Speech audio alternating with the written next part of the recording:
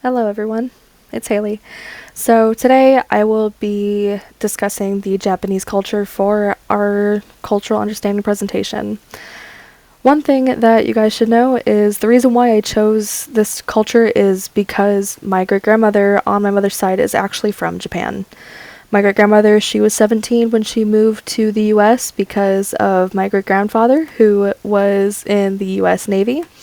Um, he met my great grandmother while he was on tour in Japan, and so he brought her back home. Sorry if there's any movement or noises in the background. It would just be my cat Beans. This little dude right here. He just wanted to make a little notice that he's here. But anyway, back to the presentation. So yeah, my great grandmother's from Japan, and that is why I chose this culture because with me being part Japanese, like I have always liked and had an interest in the Japanese culture and all the history behind it. So anyway, first is the cultural dimension orientations. First dimension is power distance. The respect for hierarchy is present, but it's not extreme in Japanese culture. Employees may defer managers, but open discussions are encouraged with every employee and employer in Japan. A practical example, bowing to superiors in formal situations, like during meetings to show gratitude, and in any personal situations, when you're receiving gifts, when you're given compliments, anything like that is when you would bow down in basically showing your gratitude for those items and for what is being said. Continuing is the individualism versus collectivism, or collectivist.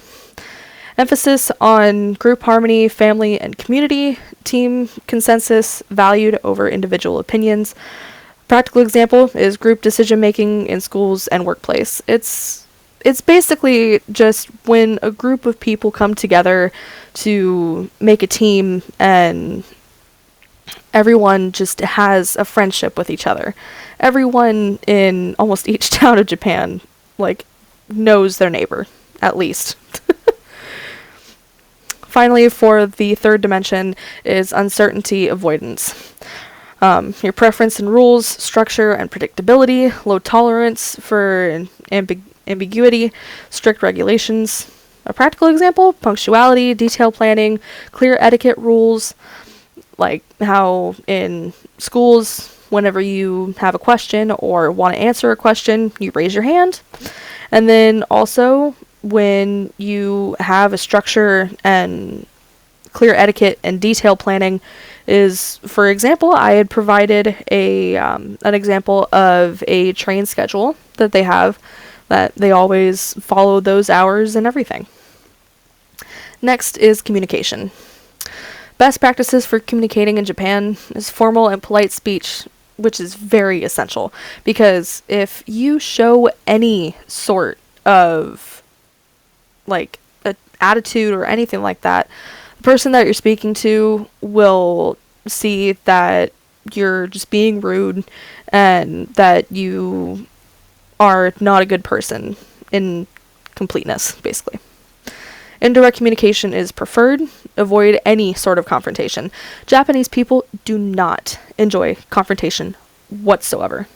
Trust me, my great grandmother, when I was younger, she would always try her absolute best to avoid any arguments with my grandmother, with any of her family members, any of that. When she started to feel that, like, that tension between her and someone else, she would always just try to sit them down and talk to them about it instead of confronting them about it, basically.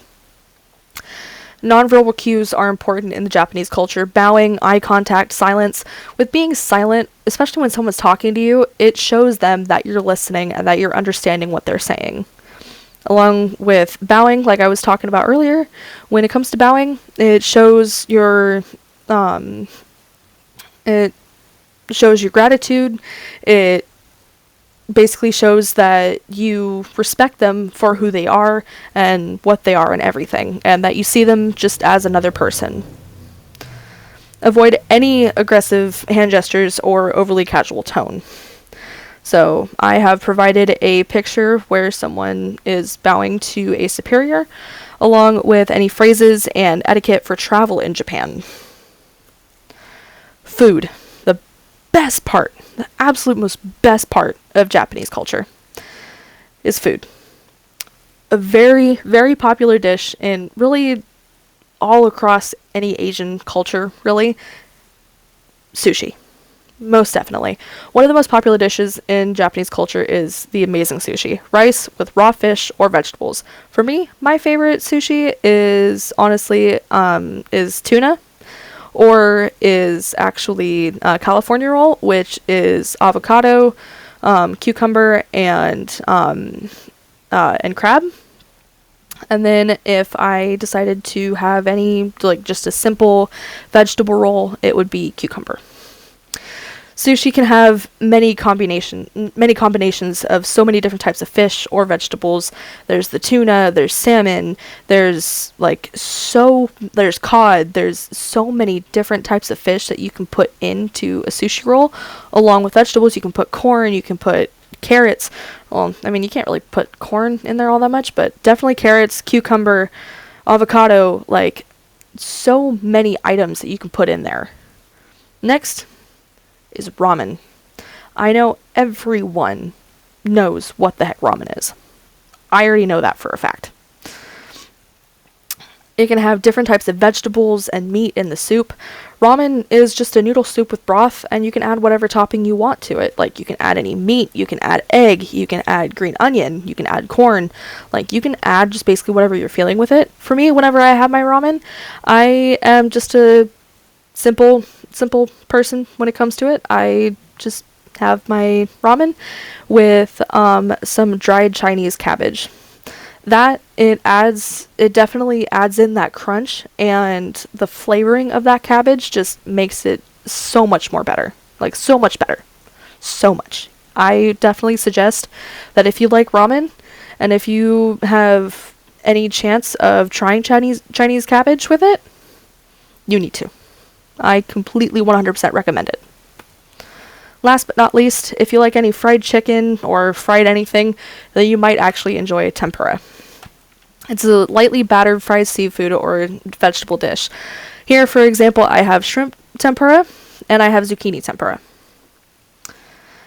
Then, one of the best desserts in all of Japanese culture is mochi. Mochi is made from glutinous rice that is pounded into a sticky, chewy paste and molded into various shapes. So, for example, I put in mango mochi, strawberry mochi, and matcha mochi. Like, my absolute favorite, mango. That is my absolute most favorite. And here are my references. So, thank you so much for listening, and I hope you guys enjoyed and learned more about the Japanese culture.